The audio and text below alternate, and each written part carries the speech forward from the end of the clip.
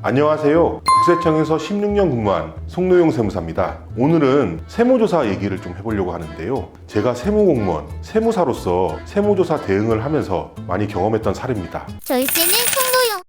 보통 법인회사가 임직원에게 급여를 지급할 때는요, 그 급여에 대해서는 세무상 비용으로 인정받고 있습니다. 그런데 보너스, 상여금, 급여 왜 많이 받으시죠? 상여금 역시 급여니까 세무상 비용으로 인정받는 게 맞는데요. 당연히 통상 법인세 신고 시에는 세무상 비용으로 인정받게 돼 있습니다. 그런데 세무조사에 들어가게 되면 상여금에 대해서 확인하는 게 있어요. 그게 뭔지 아시나요? 바로 임원 상여금 지급 기준을 가져오라고 하는 것입니다. 아니, 왜 임원 상여금 지급 기준을 가져오라고 하는 것일까요? 법인세법에서는요, 임원에 대해 지급하는 상여금에 대해서는요, 임원 상여금 지급 기준 없이 지급하는 것에 대해서는 세무상 비용으로 인정을 안 하고 있습니다. 제 경험상 많은 회사들이 임원 상여금 지급 기준을 아예 만들어 놓지 않아 가지고 임원 상여금 지급을 하더라도 세무상 비용으로 인정받지 못하고 있는데요. 우리나라 법인세법에서는 대표이사님, 상무님 등등 이른바 임원에 해당하시는 분들에게 지급하는 상여금에 대해서는요, 정관, 주주총회, 사원총회, 이사회 결의에 의하여 결정된 급여 지급 기준이 없는 경우 세무상 비용으로 볼 수 없도록 규정하고 있습니다. 만약에 회사가 사전에 이를 인지하고 임원 상여금 지급 기준을 만들어 놓거나 그리고 이에 따라 상여금을 지급하였더라면 임원 상여금 문제로 법인세가 추징되는 일은 없었겠죠. 임원 상여금 지급 기준이라는 것이 정말 거창한 것은 아니고요. 여러분 인터넷에서 찾아보시면 임원 상여금 지급 기준에 대해서 형식이나 서식 많이 나와 있습니다. 사전에 이를 알지 못하거나 체크하지 못해서 많은 회사들에게 세금 고지서가 나오게 되는 것이죠. 두 번째도 정말 많이 보았던 사례인데요. 이것도 사전에 알았더라면, 체크해 보았더라면 세금이 추징되는 것을 막을 수 있었던 사례입니다. 보통 회사들이 업무에 사용하기 위해 승용차를 법인 명의로 구입하거나 리스렌트 많이 하죠. 법인세법에서는 법인 차량을 업무 외적으로 사용하거나 고가 차량을 사용함으로써 단시간 내에 비용 처리하는 것을 방지하고자 차량 비용 처리에 대해서 일정 요건을 부여하고 있는데요. 그중 대표적인 경우는 법인 차량을 취득하면서 업무 전용 자동차 보험을 가입하지 않는 것에 있습니다. 업무 전용 자동차 보험이란 쉽게 말해서 법인 차량을 운전할 수 있는 사람을 임직원 등으로 한정하여 보상하는 자동차 보험을 말하는데요. 실제 제가 경험하기 전까지는 법인 차량 타면서 당연히 임직원 한정 보험을 들었겠지 이렇게 생각했는데요. 정말 많은 회사들이 임직원 한정 보험을 들지 않고 일반적인 보험에 가입하는 것을 많이 보았습니다. 그렇다면 임직원 한정 보험에 가입하지 않는 법인 차량에 대해서는 무슨 불이익이 있을까요? 이런 경우에는 법인세법에서는 법인 차량과 관련된 모든 비용을 송금물산임하도록 되어 있고요. 해당 사용자가 차량을 사용함으로써 받은 이익을 개인적으로 받았다고 보아서 종합소득세를 부과하도록 되어 있습니다.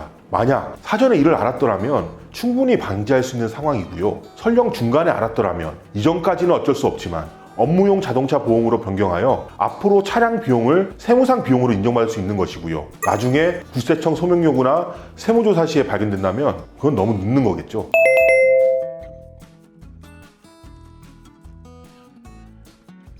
위 사례 말고도 정말 많은 사례가 있었는데요. 미리 알았더라면 막을 수 있었던 세금 추징이 실제 일어난다면 정말 억울한 상황이겠죠. 따라서 이런 상황을 방지하기 위해 회사는 여러 가지 노력을 해야 하고요. 먼저 제가 드릴 수 있는 솔루션은요, 회사 사장이 허락한다면 매년 아니면 2년, 3년에 한 번씩 자체 점검 제도를 운영하는 게 좋습니다. 보통 재무팀이나 현업부서에서 상시 업무 중에 세무 관련 이슈를 많이 접하게 되는데요. 그러한 세무 이슈와 현업 중에 미처 확인하지 못한 세무상 이슈가 없는지 점검을 통해 확인하는 거고요. 보시고 계신 체크리스트를 활용하시는 것도 괜찮습니다. 이러한 체크리스트는 시중에 나와 있는 법인세 및 세무진단 책자에도 많이 나와 있어 참고하시면 되고요. 사정이 허락하지 않는다면 법인세 또는 부가가치세 신고 시에 과거 오류를 한번 확인할 수도 있겠죠. 다만 보통 세무 업무를 수행하는 재무팀의 경우 연중 많은 업무를 수행 중에 있기 때문에 따로 시간을 내어 과거 신고 내용을 검토하는 것이 어려울 수도 있어요. 그럴 경우에는 세무대리인에게 세무 컨설팅을 의뢰하는 방법도 있습니다. 세무 컨설팅을 의뢰하는 경우에는 통상 자체 점검보다 훨씬 넓은 범위에서 회사의 전반적인 세무상 문제점을 점검해 볼 수 있어요. 세무 컨설팅의 형식은 여러 가지가 있을 수 있지만 세무조사 경험 또는 대응에 특화되어 있는 세무사들이 세무조사 상황을 과정하고 회사의 문제점을 짚어보는 방법이 있습니다. 이 경우 세무대리인들은 회사의 장부, 과거 세금 신고 내역, 그리고 전반적인 경영 상황을 확인한 뒤 회사의 세무상 문제점을 확인하게 되고요. 그 과정에서 회사가 평소에 알지 못했던 문제점을 확인할 수 있습니다. 도출된 세무상 문제점에 대해 자체적으로 바로잡을 수 있는 기회를 얻을 수 있을 뿐만 아니라 회사가 정상적으로 신고한 상황에 대해서도 과세 간청과 대립이 예상되는 부분에 대해서 솔루션을 제공할 수 있습니다. 아무래도 실제 세무조사 시에는 시간이 정해져 있기 때문에 심리적으로 위축된 상태, 그리고 조사관과의 대립이 있기 때문에 정상적으로 소명할 수 있는 것도 하지 못하고 놓치는 경우가 상당히 많은데요. 미리 준비가 돼 있다면 훨씬 원활하게 소명을 준비할 수 있겠죠. 그리고 자체 점검이나 세무 컨설팅을 통해 과거 세금을 정해진 것보다 많이 납부한 경우도 역시 발견할 수 있는데요. 세금을 환급받을 수 있는 사유는 여러 가지 있겠지만 제 경험상 당초 세금 신고 시 법령 해석이 애매해서 보수적으로 많은 세금을 신고하였는데 우리 컨설팅 당시의 판례 그리고 국세청 해석 등에 따라서 과거 신고가 과다하게 된 것으로 확인되는 경우도 있고요. 그 경우에는 회사는 정해진 기한 내에 경정 청구란 제도를 통해서 세무서에 납부된 세액을 환급하여 줄 것을 요청할 수 있습니다. 저희 씨는 송노용.